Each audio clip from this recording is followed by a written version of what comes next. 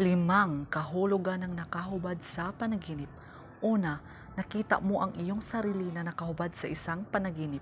Ito ay sumisimbolo sa lawak ng iyong pagmamahal sa iyong sarili, ang iyong labis na tiwala sa sarili, at ang pagmamalaki sa iyong personal at pisikal na mga katangian.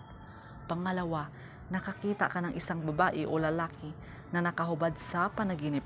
Ito ay sumisimbolo sa maraming alalahanin at problema ang dinaranas niya. Ang pangitain na ito ay nagpapahiwatig na siya ay nahaharap sa mga paghihirap sa kanyang buhay at nabigo na pagtagumpayan at tutasin ang mga ito na nakakaapekto sa kanyang psikolohikal na kalagayan. Pangatlo, nakakita ka ng nakahubad na dalaga sa harap ng maraming tao sa panaginip. Ito ay nagpapahiwatig na siya ay nakagawa ng maraming kasalanan at masamang gawain na hindi nakakalugod sa Diyos na makapangyarihan sa lahat at posibleng tanggalin ang belo sa kanya.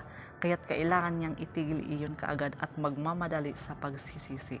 Pang-apat, ang pagmamasid sa nananaginip na nagdadasal ng hindi nagsusuot ng damit sa panaginip. Ito ay sumisimbolo na siya ay gumagawa ng masama at walang kwentang mga aksyon.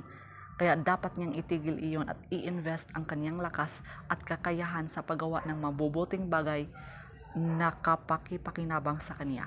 Panglima, nakakita ka ng maraming taong naglalakad na hubot-hubad sa isang panaginip. Ito ay nagpapahiwatig ng kanilang labis na pagtitiwala sa kanilang sarili at ang kanilang kakayahang harapin ang maraming mga problema at mga hadlang. Yun lang po mga kaibigan. So please do subscribe and hit the notification bell para ma-update po kayo sa susunod na mga videos. Maraming salamat.